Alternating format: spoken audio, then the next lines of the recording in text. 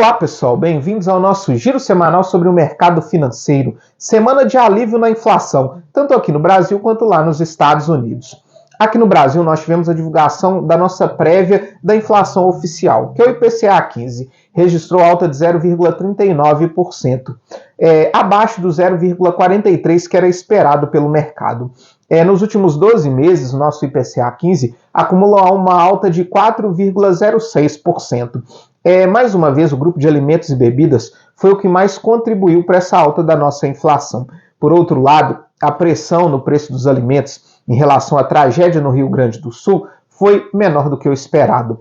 Lá nos Estados Unidos, nós tivemos a divulgação do PCA, que é a inflação de consumo, que é a inflação que o FED utiliza para balizar a sua taxa básica de juros. Ela registrou alta de 0,1%, quando o mercado esperava uma alta de 0,3%. Agora, nos últimos 12 meses, a inflação medida pelo PCA acumula uma alta de 2,6% lá nos Estados Unidos. Lembrando que a meta de inflação deles é de 2%. Por outro lado, quem esteve muito forte ao longo dessa semana foi o dólar. Alguns fatores internacionais contribuíram para essa alta expressiva do dólar. Primeiro deles foi uma fraqueza do iene, que é a moeda japonesa, devido à política de juros baixas do Banco Central japonês. Além disso, o início do ciclo de corte de juros na zona do euro, associadas às eleições, tanto na França quanto no Reino Unido, que trouxeram uma certa instabilidade para a União Europeia, acabaram contribuindo aí para a fraqueza do euro.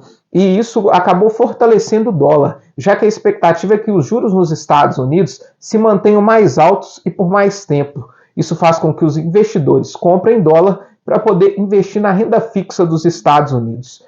Aqui no Brasil, também os nossos fatores internos acabaram contribuindo para uma disparada do dólar essa semana, que chegou a superar os R$ 5,60. As preocupações com as contas públicas e com o nosso déficit fiscal, associadas às falas do presidente Lula em relação a ter que trabalhar em uma maior força na arrecadação, ao invés de cortar gastos, acabaram fazendo com que o dólar disparasse no início da semana. O próprio presidente Lula acabou entendendo um pouco disso e mudou um pouco seu discurso a partir da quinta-feira. Ele deu uma entrevista na Rádio Itatiaia e deu declarações dizendo que sempre há espaço para cortar gastos, de que o governo vai fazer um pente fino em todos os ministérios e de que os programas sociais eles precisam ser pagos para quem de fato precisa. Mas mesmo assim, o dólar encerrou essa semana com uma alta de quase 3% aqui no Brasil, 2,97%, e encerra cotado aos R$ 5,59. No movimento aí meio incomum, o nosso Ibovespa também encerra essa semana em alta de 2,11%.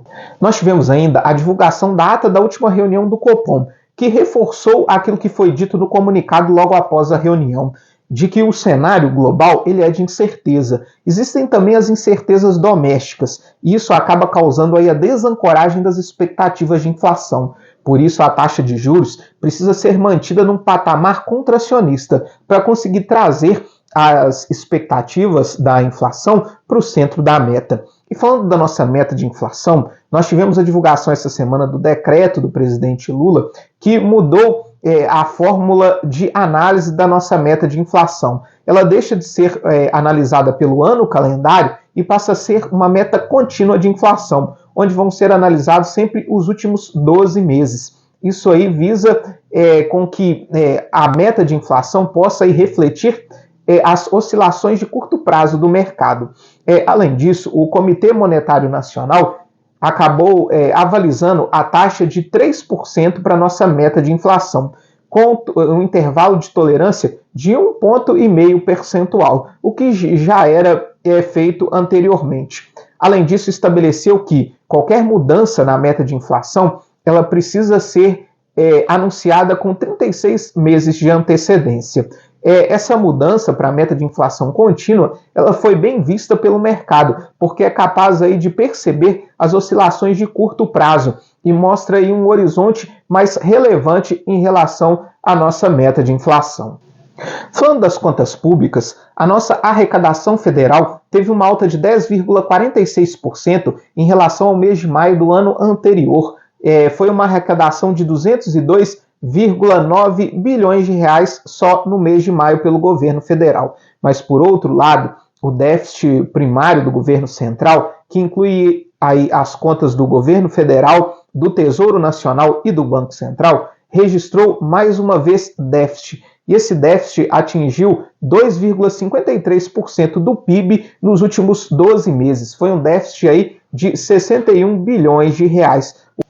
Apesar do mercado das commodities ter tido muita volatilidade ao longo dessa semana, ele fechou aí praticamente estável. O petróleo encerra com queda de 0,28%, com o barril Brent, referência para a Petrobras, cotado aos $85. Já o minério de ferro encerra a semana com queda de 0,42%, com a tonelada cotada aos $106,51. Lá nos Estados Unidos, as bolsas, principalmente de tecnologia, sofreram algumas correções ao longo dessa semana, principalmente aí com alguns investidores vendendo ações de tecnologia para embolsar os lucros que é muito forte ao longo das últimas semanas. O S&P 500 ele fecha praticamente estável, em alta de 0,02%, a Nasdaq encerra em alta de 0,52% e o Dow Jones encerra em queda de 0,17%. Na Europa, o Stoxx 600 encerra em queda de 0,59%.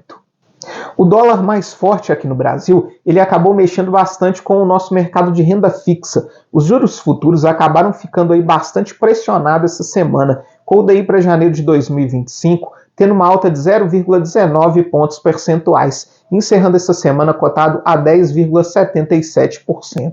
Já o nosso IMA geral encerra esse mês de junho em leve alta de 0,05%, enquanto isso os pré-fixados medidos pelo IRFM encerram esse mês de junho em queda de 0,29%.